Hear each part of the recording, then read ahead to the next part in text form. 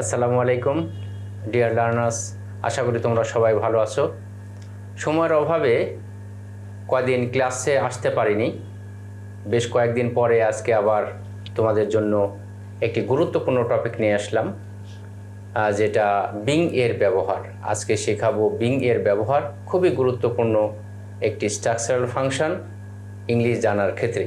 আসো আমরা শুরু করি কিভাবে বিং ব্যবহার করতে হয় বা কোন কোন ক্ষেত্রে ব্যবহার করতে হয় এবং কী অর্থে ব্যবহার করতে হয় সেগুলো দেখব। দেখতে পাচ্ছ তোমরা বিং এর ব্যবহার। বিং এর ব্যবহার, তাহলে বিং আসছে কোথায় থেকে এটা আগে প্রথমে বুঝে নাও। বিং কোথায় থেকে আসছে? বি থেকে বিং আসছে। বেস ফর্ম, ভার্বের বেস ফর্ম হলো বি, অর্থাৎ বি থেকে বিং হয়েছে। তাহলে বেস ফর্মকে, ভার্বের বেস ফর্ম হলো মূল শব্দ বা বেসিক ওয়ার্ড, যেখান থেকে বিভিন্ন ফরমেশন গঠন করা হয় ভার্বের। অনুরূপভাবে বি থেকে বিং এসেছে, তাহলে বি হলো বেস ফর্ম আর প্রেজেন্ট ফর্ম হলো এম ইজ আর। তাহলে বি অর্থ হওয়া, বি অর্থ হওয়া, এম ইজ আর এটা হলো প্রেজেন্ট ফর্ম, বি হলো বেসিক ফর্ম বা বেস ফর্ম, এখান থেকে আসছে প্রেজেন্ট ফর্ম এম ইজ আর। তাহলে বি মানে হওয়া, এম ইজ আর মানে হই, হয়, হন ইত্যাদি। অনুরূপভাবে পাস্ট ফর্মটা হয় ওয়াজ এবং ওয়ার। ওয়াজ এবং ওয়ার অর্থ ছিল, ছিলাম, ছিলেন ইত্যাদি অর্থে। তারপরে আসবো পাস্ট পার্টিসিপল ফর্ম। বি এর পাস্ট পার্টিসিপল ফর্ম হয় বিন, অর্থাৎ বি এর 3 নম্বর ফরমেশন, ভার্বের 3 নম্বর ফরমেশন হলো বিন। তাহলে যেটা করা হয়েছে সেটা বিন, অর্থাৎ প্রেজেন্ট পারফেক্ট টেন্সের ক্ষেত্রে আমরা বিন ব্যবহার করি। বিশেষ করে আই হ্যাভ বিন বা you have been, she has been ইত্যাদি ক্ষেত্রে বিন ব্যবহার করা হয়। এটা অ্যাক্টিভেও বসে, এটা প্যাসিভের ক্ষেত্রেও বসে। আসো প্রেজেন্ট পার্টিসিপল নিয়ে কথা। প্রেজেন্ট পার্টিসিপল বললে বিং, প্রেজেন্ট পার্টিসিপল মানে হয়ে। প্রেজেন্ট পার্টিসিপলটা কি? Being, BEING, being. বিং মানে হয়ে, অর্থাৎ প্রেজেন্ট পার্টিসিপলের বাংলাটা কেমন হয়? প্রেজেন্ট পার্টিসিপলের বাংলা হয় হয়ে, গিয়ে, খেয়ে, পড়ে, খেলে, ঘুমিয়ে ইত্যাদি অর্থগুলো, অর্থাৎ অসমাপিকা ক্রিয়া বলতে যা বোঝানো হয়, এই প্রেজেন্ট পার্টিসিপলের ক্ষেত্রে অসমাপিকা ক্রিয়া রূপ নেয়।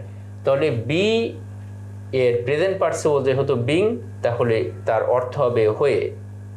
যেমন একজন শিক্ষক হয়ে আমি তোমাদের বলতে চাই, তাহলে বিং আর টিচার, এখানে বিং প্রেজেন্ট পার্টিসিপল হিসেবে বসেছে। আমরা বিস্তারিত আলোচনা করব পরের টপিকে। প্রেজেন্ট পার্টিসিপল আর জিরান্ডের মধ্যে কী তফাৎ রয়েছে এবং তাদের মধ্যে ব্যবহারিক প্রয়োগগুলো দেখাবো। আজকের টপিক বিং এর ব্যবহার। স্ট্রাকচারাল ফাংশনটা আমরা দেখে নিই যে বিং এর সাধারণ যে একটি বিশেষ বৈশিষ্ট্যগত প্রয়োগ রয়েছে, সে প্রয়োগটার ব্যবহার দেখাবো আজকে। তো স্ট্রাকচারাল ফাংশন হলো অক্সিলারি ভার্ব, এরপরে বিং এবং বিং এর পরে অবশ্যই তোমাকে অ্যাডজেক্টিভ ওয়ার্ড বসাতে হবে। তাহলে অক্সিলারি ভার্ব বলতে আমরা যা বুঝি, এম ইজ আর, ওয়াজ আর বুঝি। তাহলে এম ইজ আর, ওয়াজ আর বসিয়ে দিয়ে তারপরে বিং বসাবো, তারপরে অ্যাডজেক্টিভ বসাবো। তাহলে তার বাংলা অর্থটা কেমন হবে? বাংলা হবে কারো মতো আচরণ করা। যেহেতু কন্টিনিউয়াস হিসেবে এখানে বসেছে, সেহেতু আচরণ করছে, করছি, করছেন ইত্যাদি অর্থ প্রয়োগ করবে। তাহলে আচরণ করার ইংলিশ হলো বিহেভ। বিহেভ যেহেতু এখানে বিং করা হয়েছে কন্টিনিউয়াস হিসেবে, সেহেতু এখানে বিহেভিং সামবডি, অর্থাৎ কারো মতো আচরণ করা অর্থ প্রকাশ করা হয়। এখানে তোমরা দেখতে পাচ্ছ যে স্ট্রাকচারাল ফাংশন মোতাবেক এখানে বলা হচ্ছে যে এই স্ট্রাকচারে বিং সমান বিহেভিং, তার মানে বি সমান সমান বিহেভ, আচরণ করা অর্থ বোঝানো হয়। অনুরূপভাবে এখানে কন্টিনিউয়াস অর্থ প্রকাশ করার জন্য বিং সমান বিহেভিং করা হয়, অর্থাৎ আচরণ প্রকাশ করছে। উদাহরণে আসো। উদাহরণ বলছে, 1 নম্বর উদাহরণ, ইউ আর বিং সিলি, তুমি বোকার মতো আচরণ করছো। দেখো যে তুমি বোকার মতো আচরণ করছো, আসলে তুমি বোকা নও, কিন্তু এখন তুমি যে আচরণটা করছো সেটা বোকার মতো আচরণ করছো। আসলে এটা তোমার পার্মানেন্ট অ্যাকশন নয়, এটা সাময়িক আচরণ, অল্প সময়ের জন্য করা। এটা হলো বিং, অর্থাৎ এই স্ট্রাকচারটা হবে সাময়িক সময়ের জন্য আচরণ করা বা করছে বা করছেন বা করছে, এই অর্থে বিং ব্যবহার করা হচ্ছে, যেটাকে বি হ্যাভিং বলা হয়। বি হ্যাভিং মানে আচরণ করছে, অর্থাৎ বিং প্লাস অ্যাডজেক্টিভ ওয়ার্ড। তাহলে ইউ আর বিং সিলি, তুমি বোকার মতো আচরণ করছো, অর্থটা একটু দেখো। ইউ আর বিং সিলি, তুমি বোকার মতো আচরণ করছো, অর্থাৎ you are behaving silly, তুমি বোকার মতো আচরণ করছো। এখানে যদি বলি যে তুমি বোকা, তাহলে বিং শব্দটাকে উঠিয়ে দিতে হবে, কারণ তখন সেটা তার পার্মানেন্ট বিহেভিয়ার হয়ে যাবে, অর্থাৎ তার পার্সোনালিটি প্রকাশ করবে। এখানে ইউ আর সিলি, তুমি বোকা, তুমি যে বোকা এটা প্রকাশ করার জন্য ইউ আর সিলি মানে তুমি বোকা, কিন্তু তুমি বোকা নও, তুমি বোকার মতো কথা বলছো, তুমি বোকার মতো ব্যবহার করছো, বোকার মতো আচরণ করছো, এই কথাটা প্রকাশ করার জন্য you are being silly. Okay, আসো পরের উদাহরণ বলছে, why are you being mad, তুমি পাগলের মতো আচরণ করছো কেন? তুমি বোকার মতো আচরণ করছো কেন? বোকার মতো না, এটা হলো ম্যাড আছে, তাহলে পাগলের মতো, পাগলের মতো। তাহলে why are you being mad, তুমি পাগলের মতো আচরণ করছো কেন? যেহেতু এখানে অ্যাডজেক্টিভ ওয়ার্ড ম্যাড এবং তার পূর্বে বসেছে বিং, অর্থাৎ এখানে হবে পাগলের মতো আচরণ করা বা পাগলের মতো আচরণ করছো। তাহলে why are you being mad, তুমি পাগলের মতো আচরণ করছো কেন? অর্থাৎ তুমি তো পাগল নও, তাহলে এমন আচরণ করছো কেন? এই কথা প্রকাশ করার জন্য বিং প্লাস অ্যাডজেক্টিভ। পরের উদাহরণ, হি ইজ বিং লেজি, সে অলসের মতো আচরণ করছে, অলসের মতো ব্যবহার করছে। একটা কথা বলছে এটা যাও, এটা নিয়ে আসো তো, কিন্তু সে যাবে না বা নিয়ে আসবে না, তার অর্থ সে লেজি নয়, কিন্তু লেজির মতো আচরণ করছো।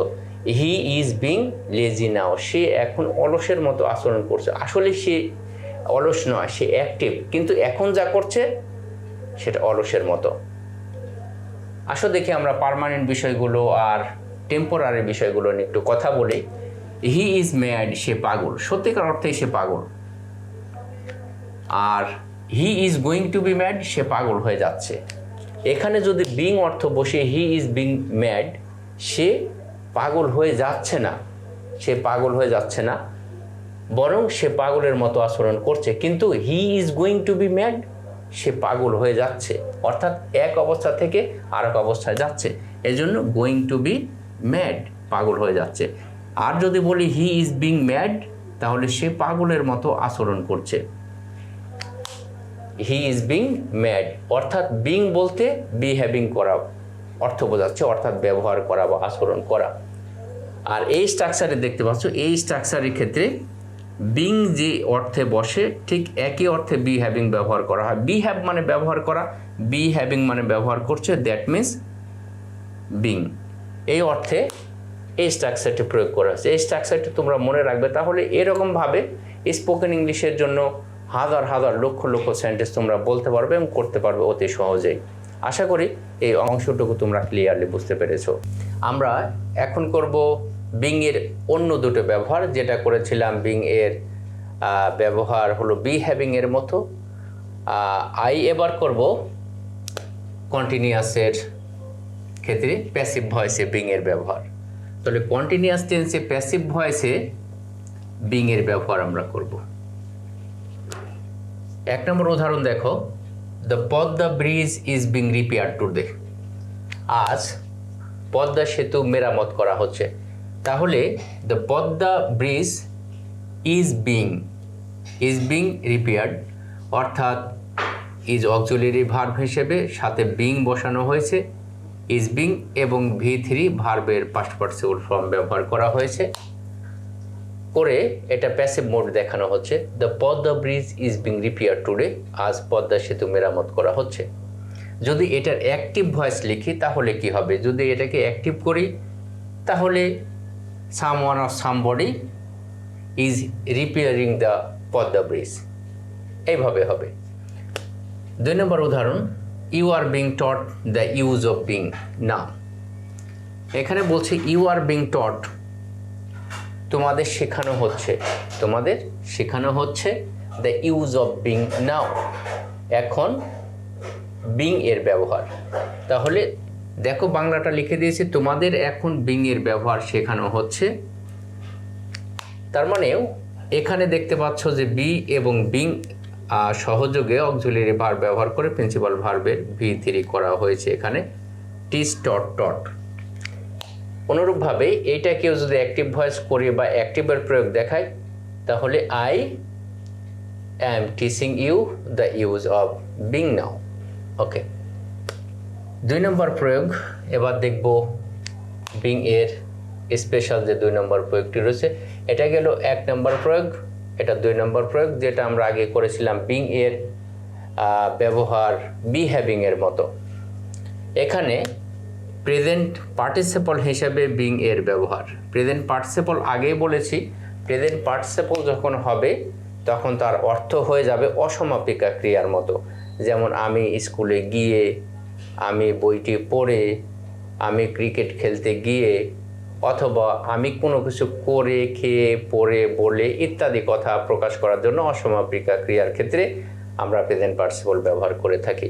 তাহলে বিং এ ডক্টর, একজন ডাক্তার হিসেবে, I advised you to stay at home, আমি তোমাদেরকে বাসায় থাকার উপদেশ দিয়েছিলাম। এখানে বিং বলতে অ্যাজ এর মতো ব্যবহার করা যায়, অ্যাজ মানে হিসেবে, বিং মানে হিসেবে ব্যবহার করা যায়। বিং আ ডক্টর, একজন ডাক্তার হিসেবে, I advised you to stay at home. অন্য 2 নম্বর উদাহরণ দেখো, বিং আ গুড স্টুডেন্ট, একজন ভালো ছাত্র হিসেবে বা একজন ভালো ছাত্র হয়ে। তো এখানেও বিং বলতে অ্যাজ এর মতো ইউজ করা হয়েছে, সিমিলার হিসেবে অ্যাজ ব্যবহার করা যায়, বিং এর সিমিলার। তাহলে বিং আ গুড স্টুডেন্ট, একজন ভালো ছাত্র হিসেবে, I got A+ in the SSC examination, অর্থাৎ SSC পরীক্ষায় আমি A+ পেয়েছিলাম। আশা করি এই অংশটুকু তোমরা ক্লিয়ারলি বুঝতে পেরেছো। তাহলে বিং এর 3টি প্রয়োগ আমরা আজকে শিখলাম। এই 3টি প্রয়োগে তোমরা হাজার হাজার সেন্টেন্স তৈরি করে বলতে পারবে। স্পোকেন ইংলিশ খুব কঠিন না, একদম সহজ বিষয়। স্ট্রাকচারটুকু মনে রাখবে এবং বেশি বেশি বলার চেষ্টা করবে, তাহলে অটোমেটিকলি ফ্লুয়েন্সি চলে আসবে তোমাদের। সাথে থাকার জন্য অনেক ধন্যবাদ।